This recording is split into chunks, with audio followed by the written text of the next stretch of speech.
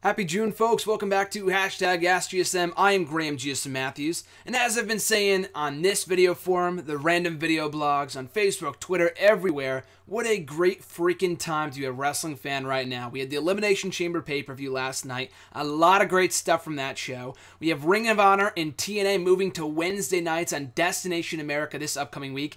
And the most important part of all, tomorrow's my 20th birthday. No, I'm just kidding. But it is, though. It actually is my birthday. Not the most important part of this upcoming week, but it is. I share a birthday with this man, Mr. AJ Styles. Get ready to fly, and Velvet Sky. So that's pretty cool, and I'm looking forward to that. But like I said, a big week, a big month in wrestling. A lot of stuff going on. Like I said, this stuff with Ring of Honor and TNA, which broke last Wednesday. The Chamber pay-per-view last night. I'll be at freaking SummerSlam in 83 days. I'm looking at my countdown right now. I might be at Legends of Wrestling this upcoming Sunday at Citi Field in New York City. It has Bret Hart, Ric Flair, Goldberg, or RVD, Mr. Anderson, Brodus Clay, Lita, I think. A lot of awesome names if I get tickets tomorrow for my birthday. Then I'll let you guys know on Facebook and Twitter and whatnot. But let's get right down to it, folks. Hashtag AskGSM. If you want to send in a question, make sure to hit me up on Facebook, facebook.com/graham.gsm.matthews. Leave a comment on the wall itself or on the post I usually put up on Sunday nights when I gather the questions. Or you can tweet me on Twitter at WrestleRant with the hashtag AskGSM, or leave a comment on this very video, and I'll be sure to include your question in next week's edition. So kicking it off with Thomas B. from Facebook, his question was, where does the Elimination Chamber rank on your list of gimmick match types?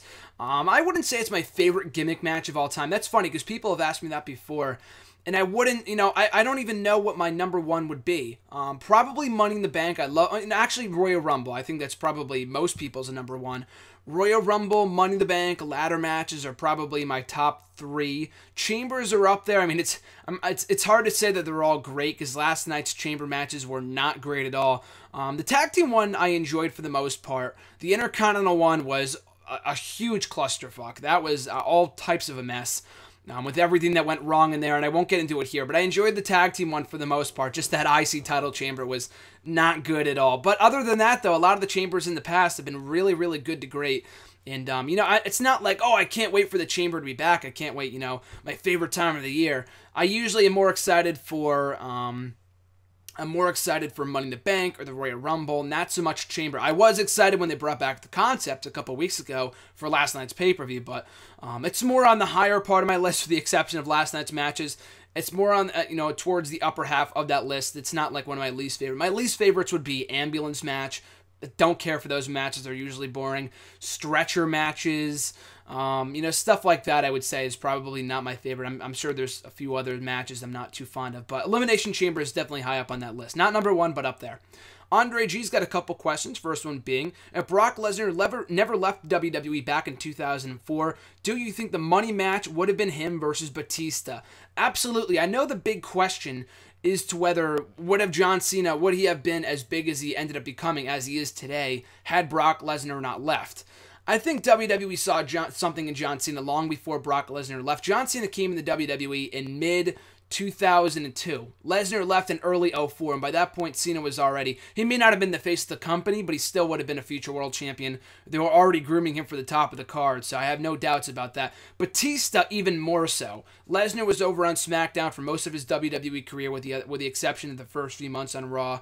Batista, they saw something in him and Randy Orton from the very get-go when they paired him with Triple H and the rest of Evolution over on the Raw brand in 2002. So I really have no doubt about it that he would have gone on to have similar success, be a world champion. Again, maybe not as much success if Brock Lesnar was still around. I have no idea. But he still would have been the big star that he is, or ended up becoming. It absolutely would have been a money match. I don't know if it would have been a technical masterpiece, even today. But, I think back on that match, and I wrote an article about this for Bleacher Report just last week on my 5-year anniversary with Bleacher Report. So, by the way, thank you for that. I appreciate all the support. But the 5-year anniversary of when I published my first article for Bleacher Report, I published another article ranking the top 10 opponents for Batista to face when he eventually comes back. And I do have faith he will be. I know he loves the business. I don't know if he'll be back on television. I know he was quoted saying just recently he'd be actually much happier coming back to do house shows like Jericho. It is what it is. But I still think Brock Lesnar versus Batista is even a bigger money match today than it would have been 10 years ago. And the reason I say that is this. Brock Lesnar in the last 10 years, I mean, you don't need me to tell you, has become a megastar in the face of maybe not pop culture, but in sports, absolutely. With all the success that he's had over in UFC. And if it wasn't for that success over in UFC, would have he had the same contract, the same schedule, the same part-time work a few matches a year schedule he has now? Probably not. But because he became one of the biggest draws in UFC history, that's why he's earned the contract he currently holds. Batista, on the other hand, well, he doesn't have that same MMA success, has a lot more mainstream popularity right now, in the last year or so, especially with his movie career, but specifically the success of Guardians of the Galaxy, one of the highest grossing movies, I don't know of all time, maybe in the top 50. I think it is in the highest grossing movies of all time, in top 50, top 25, whatever it is. But it was easily the highest grossing movie of 2014, I think maybe worldwide, which is a huge, obviously a huge accolade. So he has a lot of popularity that he's riding right now. He's going to be in Skyfall. He's going to be in a few other movies. So I'm happy for Big Dave, and I think if he was to come back, and that money matchup, I think I wanted to see the first time around when Batista came back last year. But I still think that if he comes back, that is a match that you do at WrestleMania. Batista versus Brock Lesnar, a match that we never ever saw before during his previous runs with the company. Other than like a one-off match and like OVW, other than that though, we have never seen Batista versus Brock, and that'd be something I would love to see. Would be a big-time money matchup. Again, not main event of WrestleMania. You don't have to do it in the main event, but it is WrestleMania material, absolutely. His next question, with WWE now considering bringing in AJ Styles, t-shirt plug, do you think AJ would come in around 2016 or never? So, had you asked me that a year ago, I probably would have said likely never, because AJ Styles, and it was quoted in some shoot interview he did about a year or two ago, right after he left TNA, and saying that WWE, when he left, when his contract expired, they were well aware that he was done with that he was done with TNA. They didn't even bother calling him. Maybe they showed some interest and they just didn't bother contacting him. I'm not sure. But the fact they never even considered bringing AJ in, it was mind-boggling to me, considering how big of a talent he is. I know he has that TNA stench for being there for 10 years, but the guy's a fucking amazing talent. You look at the stuff he's doing over in New Japan right now, it's some of the best stuff of his career. Some of the best stuff in wrestling right now, period. And with the reports of him coming over to WWE now, I think what's changed in the last year and a half since he left TNA is, of course, the rise of NXT. And they want to create that third touring brand. And by the way, it's not a third touring brand. I would call it a second touring brand. Raw and SmackDown are not two touring brands anymore. They are the same thing. SmackDown is non-existent. They could do two separate, tours. Like they could do a live event one night and somewhere, and then do a second live event that same night with two, splitting up the roster, but it's not because one's Raw, one's SmackDown. They just split up the roster. So I could see what they're saying. It's not like three touring brands. It's three touring groups, not three touring brands. Two touring brands. That's just nitpicking. But they want to bring as much star power to NXT as they possibly can. And AJ Styles said in that shoot interview that he would be more than happy to go down to FCW NXT. If they asked him to before going to the main roster. Hell, Samoa Joe did. I mean, he's right now. He's in NXT right now, and I think it's awesome. So I would think it's not completely out of the realm of possibility. I thought he was too old. They wouldn't do it. But in signing guys like Finn Balor, a.k.a. Prince Devitt, or Kenta, a.k.a. Hideo Itami, and Samoa Joe, all these guys are in their mid-30s, upper 30s. They're all in their 30s. Same thing with Kevin Owens. So there really is, now I'm going to write an article about this week, hopefully, but there really is no excuse for WWE to not at least consider AJ Styles, if not sign him at all. I think the guy deserves to. I mean, if he doesn't want to be there, he doesn't want to be there. Because he's having so much success right now over in New Japan. I'm sure it would be a tough decision to leave that to come to WWE, where he does not know if he'd be successful. But if Samoa Joe's recent popularity and coming over to the WWE has been any indication, I think there is a chance we could see AJ Styles in WWE. Maybe as soon as next year, like you said. I think that's when his contract with New Japan expires. Maybe in 2017, but if not within the next few years, then probably never. Never say never like we saw with Sting, but I wouldn't count on it considering the fact, he's not a Sting. He's a Samoa Joe-like guy where they would have to bring him in the next year or two if they really wanted to capitalize off of his current momentum and him being in the prime of his career right now.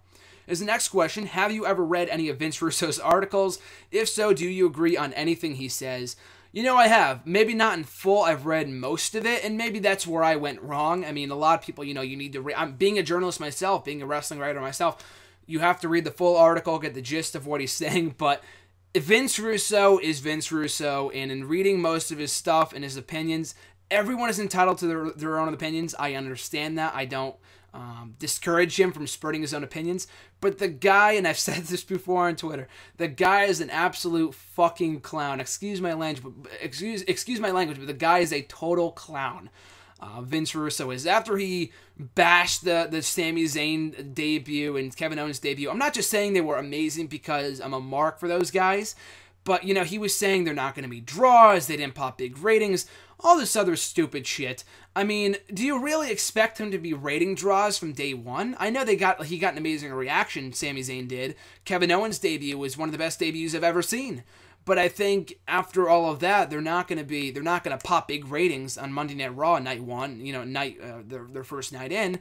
They're not established acts. They are in NXT, and there's a portion of the audience for sure that knows who these guys are. But the casual audience may not. So there's not a huge chance. I mean, they have to, in building them up and having these great debuts, they're not going to pop big ratings their first night in. They have to build to that point, and having Owens beat John Cena last night is a great first step in that right direction, of course. So, yeah, I have read some of his articles. The guy, at this point, it looks like he's just struggling to be relevant after leaving TNA and all the stuff, all the other dumb stuff he's done in recent years. Not everything he says is bullshit, but a lot of the stuff he says is bullshit, and he just wants to get a stir out of the wrestling, out of the IWC or whatever you want to call it, whatever. He just wants to cause controversy and give an opinion that no one else has. You know, I respect that. He wants to be different, but, yeah, I don't know. He just can be a real and annoying sometimes. So, yeah, the guy's a total clown, like I said before. His next question, do you see the Divas eventually working ladder matches, steel cage matches, etc. in the future? Again, I would never rule anything out. I mean, I believe we've seen a steel cage match in WWE before with the women. Wasn't it, I think it was Victoria and Lita, or Victoria and Trish. I don't think Trish and Lita, maybe they did have a steel cage match. It's one of those three women, a combination of those three women. I know they main evented Raw at one point, of course, well over 10 years ago. But with the, you know, with women's wrestling changing with as much as it is in NXT right now, I wouldn't be surprised if we saw a gimmick match for the women in NXT before we saw it on the main roster. And I think that would be freaking awesome, you know?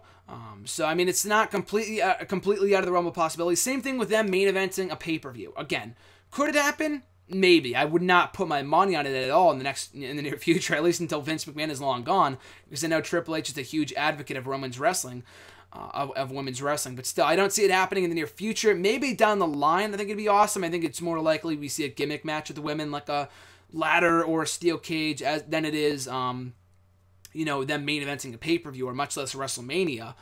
So, yeah, I mean, I think it's possible, but they need to make people care about it. I think, you know, when they bring up the current crop of women in NXT right now, a lot of people think it's going to change. I would like to think so. I want to think so, but I think it's not really the talent. I mean, you have talent on the roster right now. We all thought it was going to change when they brought up Emma and Paige and all these other ladies from NXT, Summer Rae, but they didn't do anything. I mean, they're great. I love Emma. I love Paige. They're having a lot of success. Okay, more so Paige than Emma on the main roster. But it hasn't really changed anything. They're still getting the same amount of time. I didn't really like the women's match last night. I mean, I like all three women. I think Nikki Bella's come a long way. Naomi's really come into her own as a heel. And then Paige is awesome. But the match was it was rushed. It felt like a huge cluster. So I kind of blame that more on the booking of the women. I don't know. It just didn't click last night. So they really need to improve upon character development on the main roster before they can get to those gimmick matches. But like I said, I think it's more likely we see those gimmick matches, steel cage, ladder, like you said, in NXT before we see it in the main roster. Paul Lett's got a couple questions here. First one being, from the current TNA roster, aka those who have never been in WWE, who do you want to see ending up in WWE one day? So from those that have never been in WWE, like I said, of everyone at TNA right now, I would love to see my two top picks to come back to WWE are Kurt Angle and Jeff Hardy. I think that goes without saying. I've said that before here in the show. But those that have never been in WWE, let's say TNA was to close down, and WWE had one draft pick from TNA. And I know this maybe not for a fact, but from what I've read and from what I've heard, I mean, take it for what it's worth. All what you read in the wrestling news sites, whatever. But anyway, I know that TNA, other than even Samoa Joe, Vince did not have an interest in. It was because of Triple H lobbying and his volleying for Samoa Joe that had him end up in WWE. That was all Triple H's work. It wasn't because of Vince or Kevin Dunn. That's for hell of a sure. But still, I think other than those guys, even Kurt Angle, they offered him like a full-time deal. They would have brought him back had he accepted that, which I think is dumb. They know his health. They know I think WWE might be concerned with his current state of health, with everything that's gone down with him in recent years and whatever. But I think the chances of him getting, becoming an alcoholic again or whatever happening are much more likely if they were to give him, a full-time deal. Why would you do that? I think it's a lot, easier to give him a part-time schedule like they've done for maybe not even like a Brock Lesnar or a Rock, but like an RVD where he wrestles on Raw every once in a while, like a Jericho deal or a Batista deal, something like that. But anyway, for people that have never been in WWE that I would love to see there, again, if I had one draft pick, if I was Vince McMahon or Triple H, probably Bobby Roode. The guy is money. I think the guy is absolute gold. I think the guy is great. He's the full package. He's got the look. He's got the mic skills. He's got the in-ring skills. And by this point in time, the guy's been in TNA for well over a decade, I believe, and he's done everything there is to do. He's been a tag team champion a number of times. He's doing the whole thing with Austin Aries right now, which is great. But he's been world champion a few times as well. He's been babyface, heel, babyface, heel, babyface. He's done everything there is to do.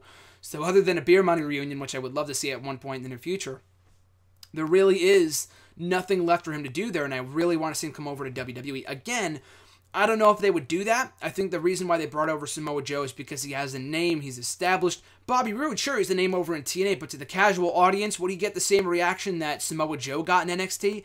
Likely not. The guy's a huge name and all, but I just don't see them making a big deal of his signing, like they did with Kevin Owens, and of course not like Finn Balor or Hideo Itami, because those guys were established names all around the world. I'm not saying that Bobby Roode isn't. I'm just saying he does not have that same star power than AJ Styles does or Samoa Joe. But still, though, if they really wanted to build him from the ground up, and the only knock against him is his age. The guy's like 30-something years old, but as I said before with Samoa Joe, that should not be a factor with all the other guys they've been signing the last year. But anyway, the guy's got the look, mic skills, and ring skills. He's awesome. So I think bringing in Bobby Roode would be good.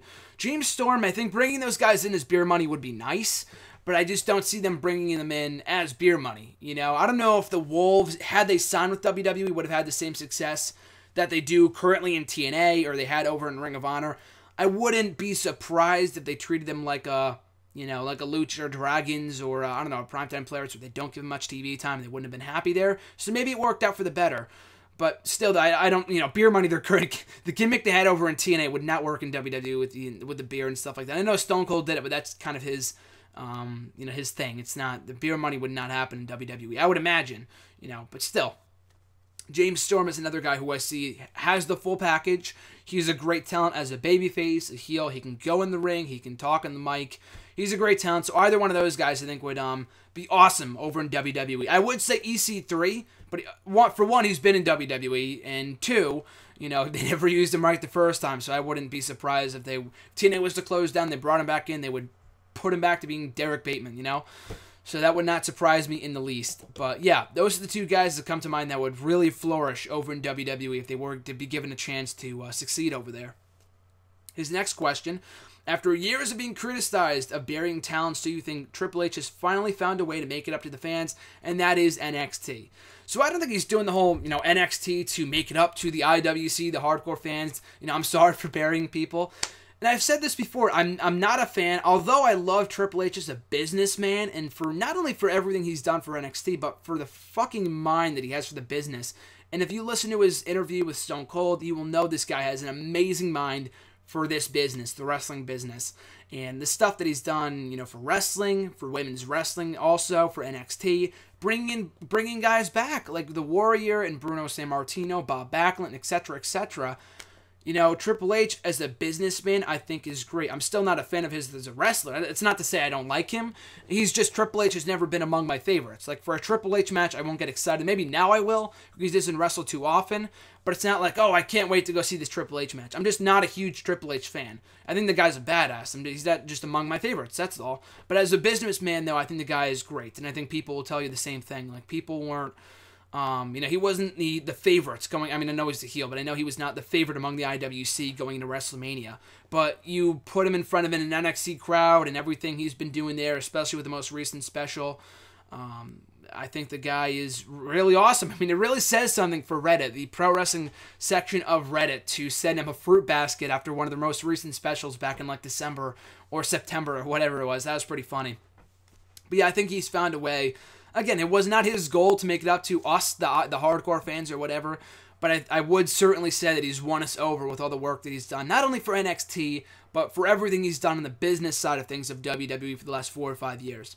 His next question, not really a racial question, but will we ever see a black WWE champion someday? If so, who do you think would be the best choice?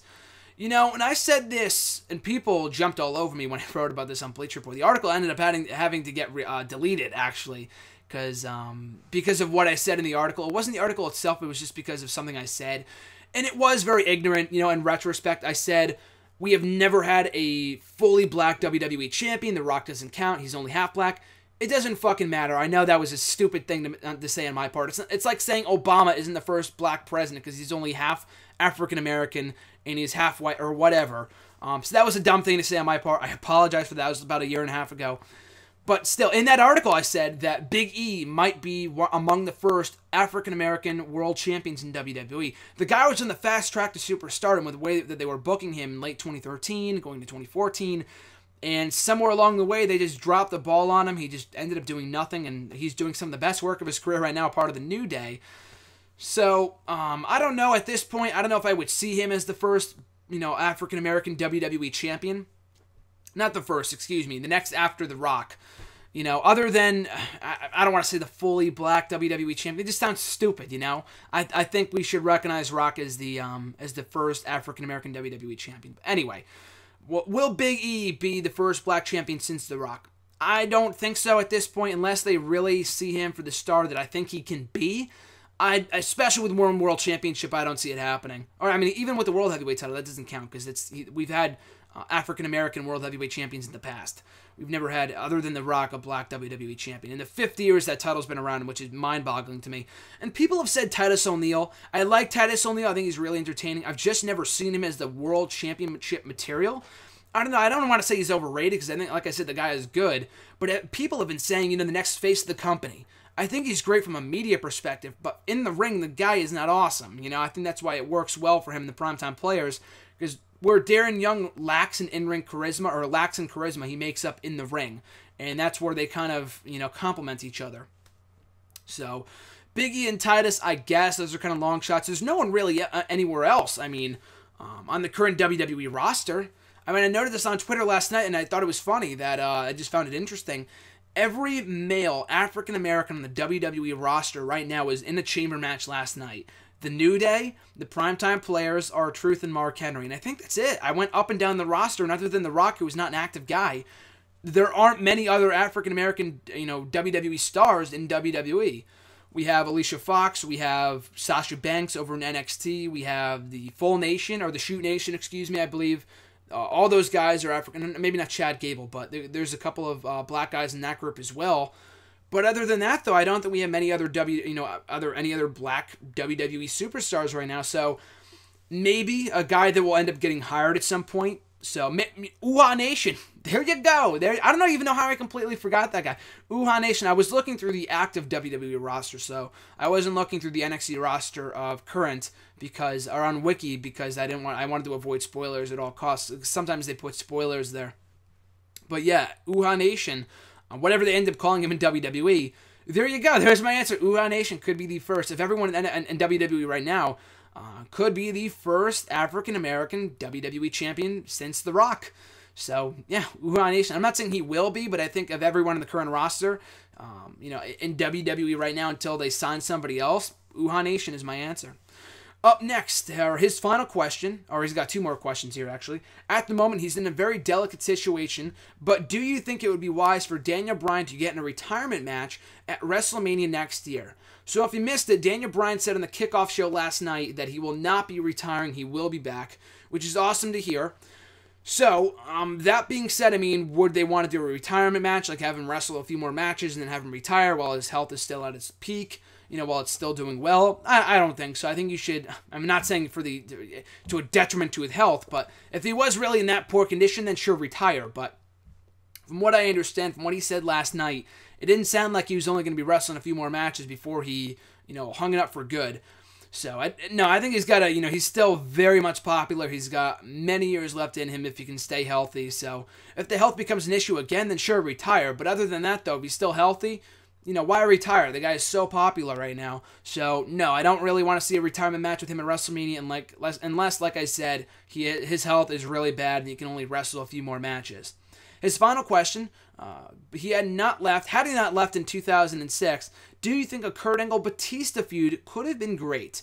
And the timing of this question of when you sent it in was very interesting because it was only a couple days ago. I was watching, I was on like some Kurt Angle hook. I was watching his Titantron and all these other interviews that he was doing right when he left WWE and some quotes that WWE put out when he left. And they said, well, welcome him back with open arms, which is bullshit because they didn't do it last year. I know they offered him a deal, but not the deal that he should have had. Whatever, I digress. But there was a shoot interview that Kurt Angle did, maybe not after he left WWE. This was already when he was in TNA, so probably, I think in fall of 2007, so maybe about a year after he left WWE. But he said that he had done everybody, he had done every possible feud.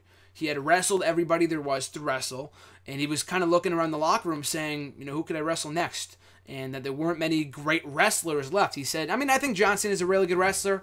This was back in 2007 when he was still kind of improving. He was still not really at the top of his game yet. But, he said John Cena was not the best wrestler, and then he would tell you that himself. Batista was not a great wrestler. Bobby Lashley. And again, those guys have drastically improved since, since he said that in 2007. But, like I said, he directly called out Batista for not being a great worker, and I don't think he would have liked working with him had he stuck around in 2006. He was on the ECW brand anyway. Batista was over on SmackDown by that point, so unless Angle got drafted back over to SmackDown I guess he signed like another 10-year, maybe not a 10-year, a 5-year deal, I think he said, before he left the company, but then he wanted to get out of it. So I think at some point he probably would have faced Batista, but would the feud have been great? Angle-Batista isn't a feud to me that stands out as being like amazing. It could have been a good feud, and the matches could have been good, but it doesn't stand out to me as like the next Punk and Cena or the next Cena and Michaels, where all those matches were amazing, Or an Angle Punk. Sure, that would have been freaking fantastic had he stuck around. Or Daniel Bryan or something like that. Batista, maybe not so much. And if he was to come back, an Angle-Batista match isn't something I would be craving for, other than Lesnar and Batista, like I said earlier in the video. But I think with Angle and Batista, maybe it could have worked, to get Batista over as a bigger star back in 2006, 2007. But other than that, though, there really wasn't any, potential there for it to be a great feud. A good feud, sure. A great feud, I'm not so sure about that. Justin G's got a couple questions here. First one being, it is a big clusterfuck right now with Kevin Owens and what is going on with his rivalry and storyline situation with Sami Zayn, John Cena, Finn Balor, and now Samoa Joe. What is the WWE doing here? So I have to disagree with you, man. I think that what they're doing with Kevin Owens right now is not a clusterfuck at all. The fact they have 3 or 4 or 5 or 6 feuds going on with this guy right now, like you said, Sami Zayn, John Cena, Finn Balor, Samoa Joe, if they want to go the Hideo Itami route when he comes back, William Regal, if they have him wrestle a match against Owens after the little interaction they had last week, they can if they want to. That's 5 to 6, that's 4 to 6 programs, potential programs right there for Kevin Owens right now. And it goes to show just how much faith this guy they have, how much faith in this guy they have, how much faith they have in him to be a top star in WWE, to be one of their leading heels. Not even Seth Rollins has that many feuds going on right now, For a guy that's both on NXT, in the main roster, it's awesome. I think it is not a clusterfuck at all. I think it is fucking awesome. And they have so much things going on with so many things going on right now with Kevin Owens. It really goes to show the star that he's become in such a short period of time. He was already a star before he came to WWE, but in WWE, he's already ascended to great lengths to be one of WWE's biggest stars right now, especially after last night and that clean win over John Cena. So I think it's great. And I think his feuds with Joe and Zayn and Balor, more so Balor and Joe, they might resume Owens and Zayn maybe down the line. But I think right now anyway, I think after last week and him signing a main roster contract, that he will be slowly being phased out of NXT. So he might be wrapping, he might drop the title to Balor or Joe at the next live special. I'm not really sure. Or maybe at the next taping in July or next month or this month, I guess. It's now June. So, yeah, they'll probably wrap up that stuff, but he's kind of pulling double duty right now. I would say wait until the next live special to write him off. He's doing so great down there. I know it's kind of a lot for him, but it would be cool if they have him, work both NXT and the main roster until the next live special in August. I think that'd be the best course of action, in my personal opinion. But yeah, I think what they're doing right now with him is great because it really goes to show how much faith they have in him to be one of their biggest stars in the near future and, going forward. His second question, do you think that the Sami Zayn and Kevin Owens rivalry could be a hot topic and storyline once they make it into the main roster? Absolutely. And I think, while I was not fond of the finish at TakeOver Unstoppable, NXT TakeOver Unstoppable a couple weeks ago with the non-finish, not a huge fan of that because I think if they just pinned Zayn, then it would have been fine. I don't know if they want to go with the narrative that Owens has never pinned Sami Zayn, because even when he beat him for the belt, he beat him via knockout or a referee decision or whatever. He has never pinned Sami Zayn, and vice versa, in WWE anyway. So I think that could be something they could go back on when Zayn comes back from injury, and he will be main roster bound from what I believe, from what I understand, when he comes back, either later this year or whatever. And he's done everything there is to do in NXT too, so it's time for him to be called up. But yeah, I think that's a feud they could do at WrestleMania if they wanted to, and finally give Zayn his big win over Kevin Owens. Imagine I know this is stretching a little bit, but imagine a WrestleMania main event with it being Sami Zayn versus Kevin Owens as the WWE World Heavyweight Champion at WrestleMania 32, and Zayn finally gets his big win over Kevin Owens in the main event of WrestleMania. That's not happening. That's something you could book in 2K15 if you want to, but other than that, that's a bold prediction if I've ever made one, so that would be freaking fantastic. I don't see that happening, though. But yeah, it's Sami Zayn, Kevin Owens. Sami Zayn, Cesaro is another feud, like I said before, is a feud they can kind of wrap up. They never really... I know Cesaro beat him, clean 1-2-3 on that TakeOver special, or Arrival, NXT Arrival, the first ever NXT special back in February of last year. But Zayn has really have yet to get that big win over Cesaro other than his win against him in his debut 2 years ago. So those two feuds are something I would love to see, wrapped up and resume when he eventually gets to the main roster once he comes back from injury. His next question, do you think the WWE will now forego having Kevin Owens do his trademark finisher, the package pile driver? So I got really excited last night during many points during that matchup with John Cena, but especially when he pulled out, or attempted to pull out, the package pile driver. He did the setup, but the execution, he just did a slam instead. It was not the package pile driver. And I don't expect him to do it. They're not going to have him do it. The pop-up powerbomb, people have said, is illogical because he has to get help from his opponent. I understand that, but it still looks freaking cool. It looks like it would be a bitch to take. So I'm fine with that being his finisher, along with the apron powerbomb. That too is also pretty cool. Not every single match, but every once in a while that could be a special finisher. Or if he wants to put someone else on the shelf like he's been doing to countless people over the last couple of months. But yeah, they're not going to have him do the package pile driver. That's not going to be his regular finisher, nor should it be. It's dangerous. I understood why he did it on the indie scene. WWE has banned pile drivers for as long as I can remember. Maybe in like a special match situation, like I said, with last night. He didn't do it, but he set it up and he did like half of it before he slammed him down on the ground.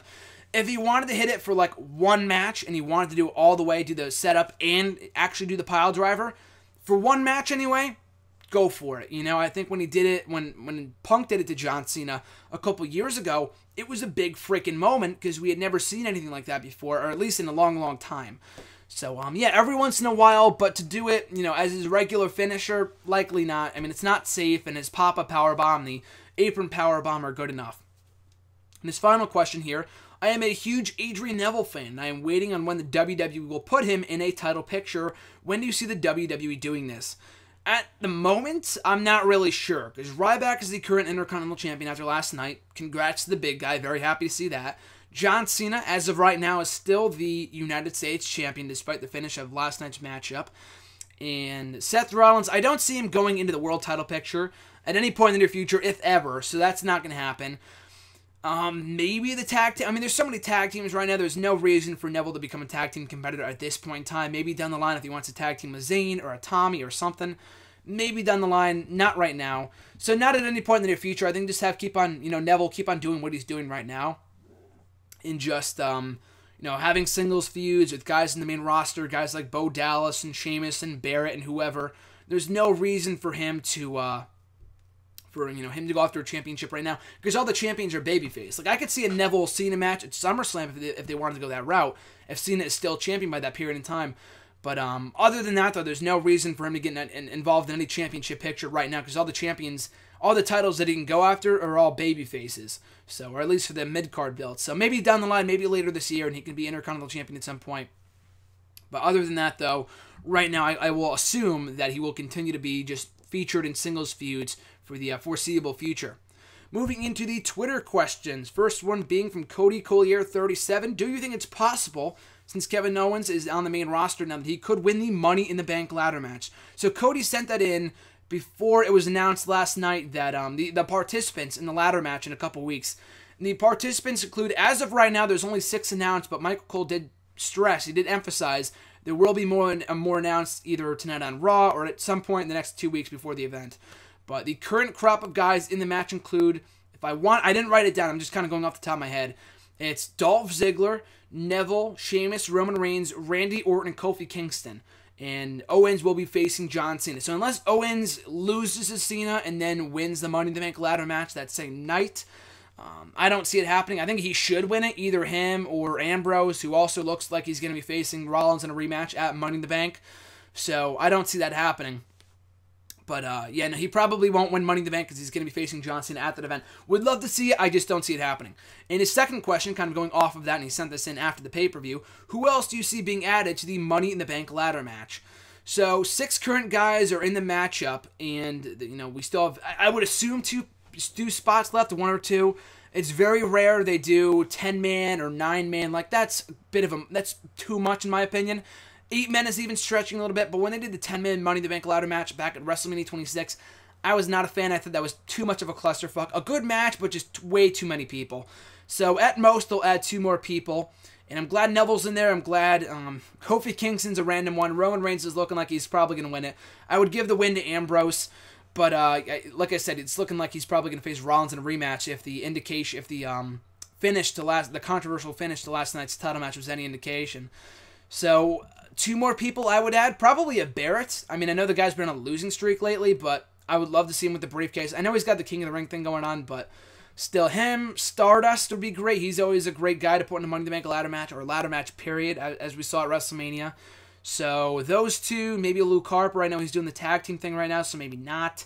Cesaro would be cool. If Kofi Kingston's going to be in the fucking match, like 1/3 of the tag team champions, unless they're going to have Big E and Xavier Woods defend the titles that night, on their own, have Kofi Kingston winning the Money in the Bank ladder match, that's really random. Unless he wins, and I'll eat my words.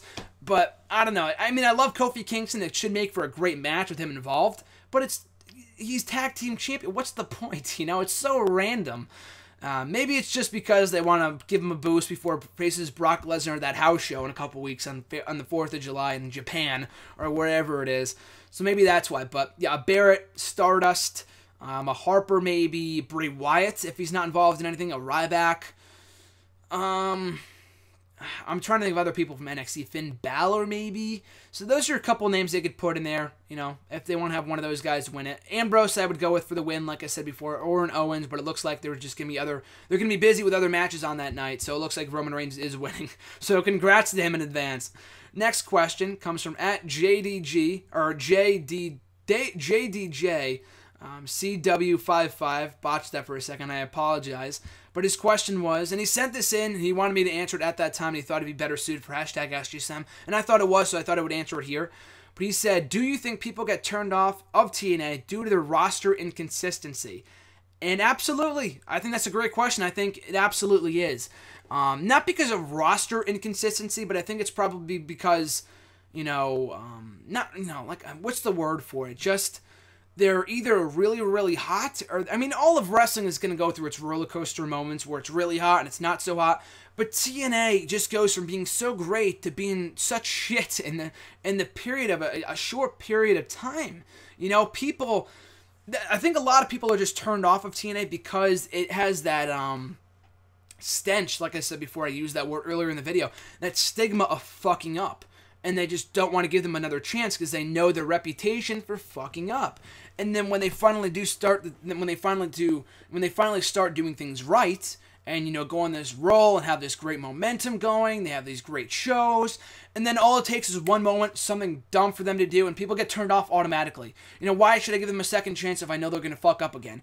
I think that's why people just are turned off by TNA, because it's so inconsistent in that regard.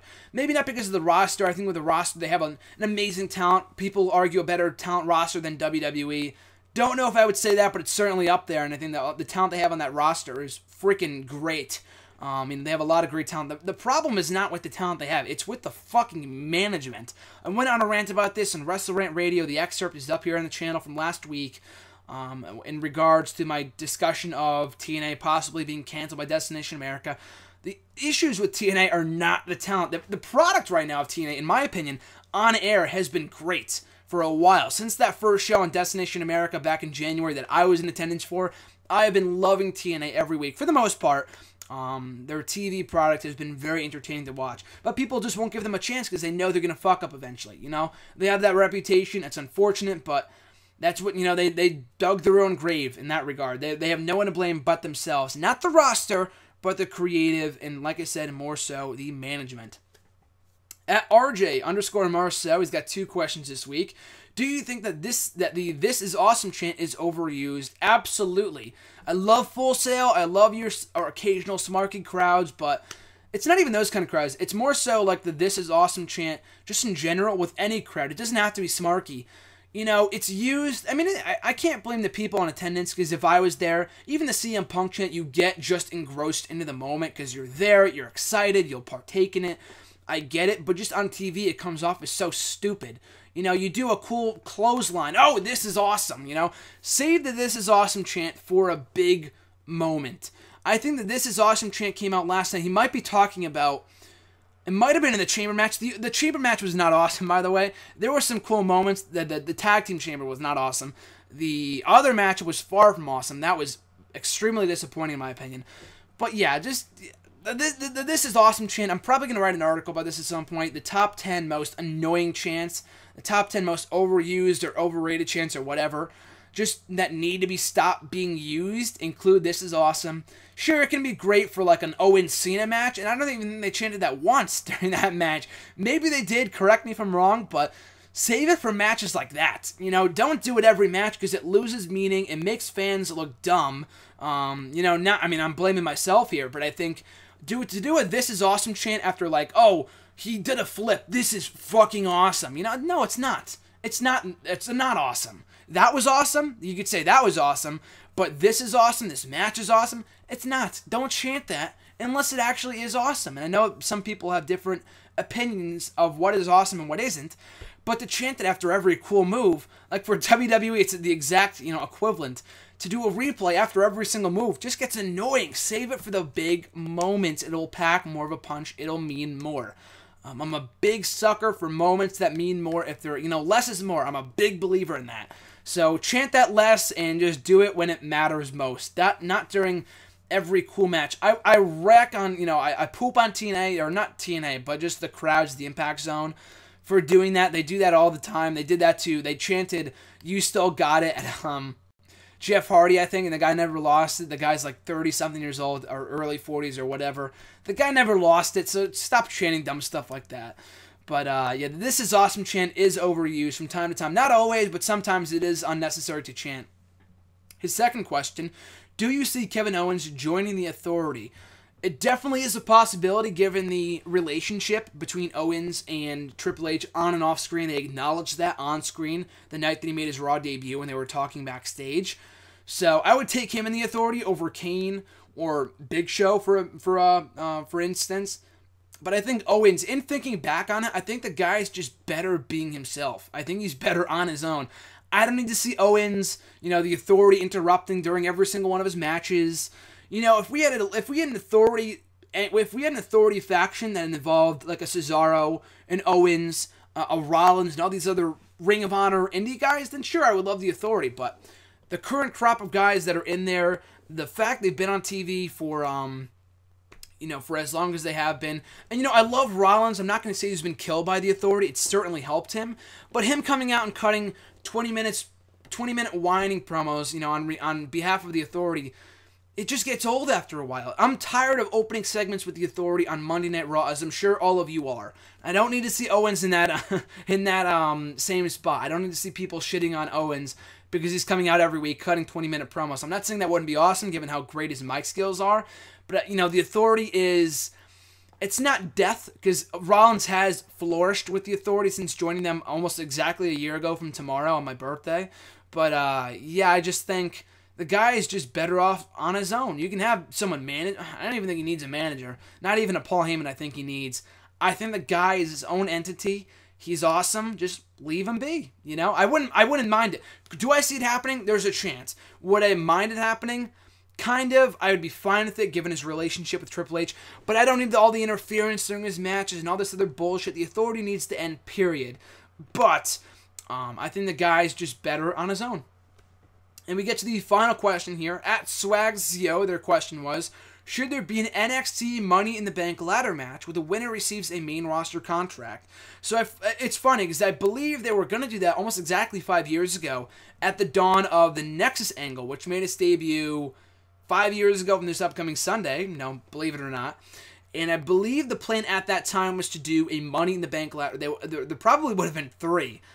2 for the 2 briefcases, 1 for a WWE title shot, another for a world title shot, and another for a member of the NXT Season 1 guys to get a contract. Wade Barrett already had a contract. The Nexus guys did not in storyline. So they would have had those guys compete in a ladder match. The winner gets a contract. That would have been stupid. I mean, they were banded together as a faction from the start, so to put them in a ladder match for a contract would not have made any sense at all. But that being said, especially with there only being 1 ladder match now, I wouldn't mind it.